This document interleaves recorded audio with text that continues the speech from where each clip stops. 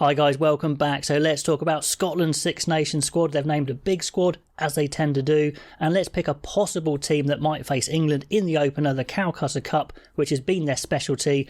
And before we talk about the squad, there's been more reports about Townsend looking for new employment post-World Cup, which is fair enough because his contract ends, but it doesn't really help. It is a bit distracting. There's been a bit of niggle in the camp, but can they get it together?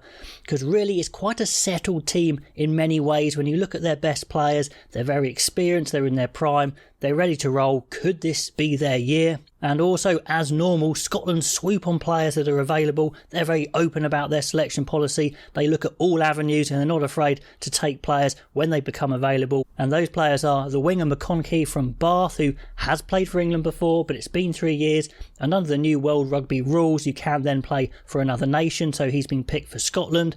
And then Ben Healy has moved over from Ireland, and straight away they've snapped him up. It wasn't looking like he was going to get in the Irish setup. He's a really good player. He's a big lad as well. There's been a few injuries to the Scottish 10, so he might get a good chance, and I think they really should get him a cap and get him in that Scottish fold.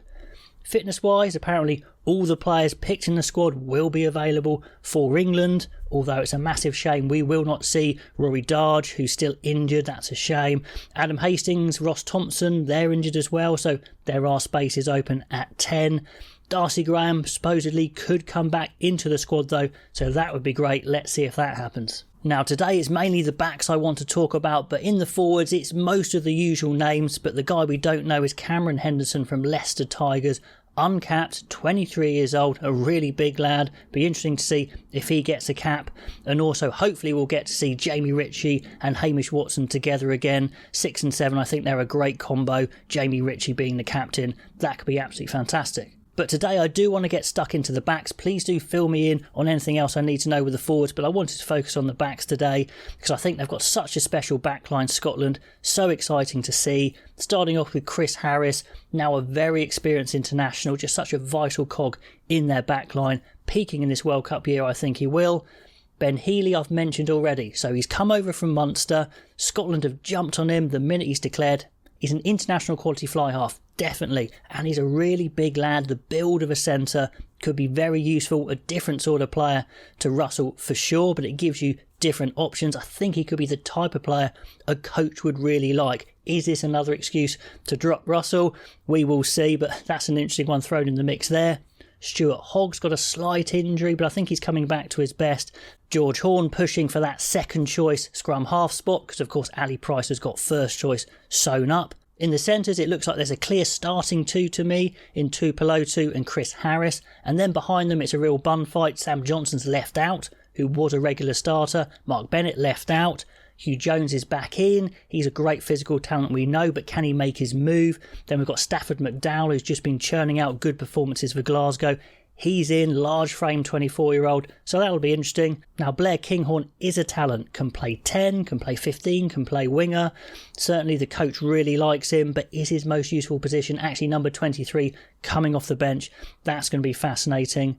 Then the veteran Sean Maitland is in. There is a space in the wings with Darcy Graham being injured. I don't know if he was brought in because of that or McConaughey maybe took his space, but over 50 caps. 34, he's probably lost a tiny bit of pace, but he's still churning in great performances for Saracens, so you could absolutely start him. He scores tries. Now Rory McConaughey is a really good player, very skillful, maybe not the quickest, but definitely technically sound. Is he putting in international style performances for Bath? I'm not so sure, but it's definitely worth getting him in there, maybe getting him a cap, getting those options, because Scotland know they haven't got a great player pool, a big player pool, so they want to get hold of these players when they're there, dare I say. Stafford McDowell I've mentioned, Ali Price a nailed on starter of course. Then we've got Cameron Redpath from Bath, only 4 caps, but that's because of injury. He's had a good season now, had a good run without injuries, a genuine playmaking centre, so a different sort of centre for Townsend to play with. Then, of course, Finn Russell, still playing great stuff. Scotland's most talented 10. Can he and Gregor just get on for one more year? No, keep it cordial and get to that World Cup We'll see. Now, Ollie Smith, I think, could definitely start if Hogg is injured. I was very impressed with his 2 caps. So, yeah, I think as a fullback, a solid all-round fullback, a good attacker, he's a definite option. Kyle Staines, another winger who's got that chance with Darcy Graham being out for a bit. Tuipulotu's their best attacking weapon in the centre, so I think he's definitely going to start, to be honest. Him and Chris Harris, the defensive monster, seems a natural fit. Talking of monsters, you've got Duan van der Merwe on one wing. He's just a beast of a winger. A real good balance between him and maybe a speed man on the other side. And Ben White always performed his best for Scotland. And the battle to be the number 2, I think he's leading the way there. So this is a possible 23 I could see taking the pitch against England. Some players, have just come back from injuries. Ander Faison maybe won't start because of that, I don't know. So maybe it's going to be Scoom and Turner, Bergen, then Johnny Gray and Gilchrist in the second row. Then Ritchie and Watson, that fantastic pairing on the flanks. I like Matt Fagerson at 8, although they might play around with that one a little bit. Price and Russell are nailed on. And then in the centres, Tuipulotu and Harris, as I mentioned before, I think it's a great pairing. Now, Darcy Graham leaves a gap there, but I think you put Blair Kinghorn in and he gives you that high ball, that kicking option as well. Plus, he's incredibly quick. I think him and Duan van der Merwe are a good pairing. They complement each other with the counter-attacking of Stuart Hogg. I really like that 15. Pretty settled as well. That's got a great chance. And then the bench, as you see it there, Brown, Batty, Fagerson covering the front row, Skinner covering second row, although he can play back row as well, Crosby a dynamic back row replacement, Ben White I see as the backup number 9, and get Ben Healy a cap. Definitely, I see him as a real option.